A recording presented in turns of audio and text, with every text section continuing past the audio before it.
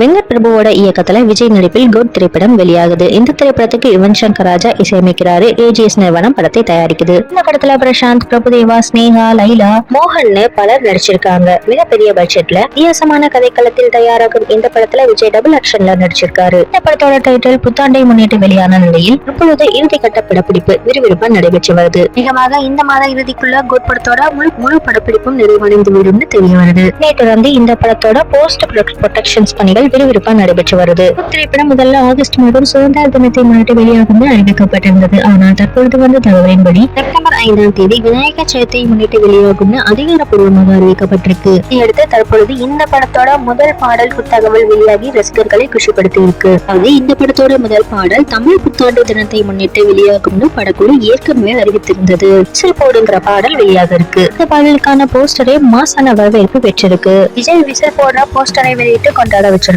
இந்த போஸ்டர் இணையத்துல லைக்ஸ்களை குவிச்சிட்டு வருது. பாடல் லிங்க வெளியிட்டு இருக்காங்க. அது வெளியான அடுத்த சில நிமிடங்களிலேயே அதுவும் லைக்குகளை குவிச்சிருக்கு. எங்க பார்த்தாலும் விசில் போடு பாடல் கொண்டாட்டம் தான். பல புதிய சாதனைகளை படைக்கவும் பார்த்துட்டு இருக்கு. இந்த அறிவிப்பு விஜய் ரசிகர்களை குஷியில ஆழ்த்தி இருக்கு.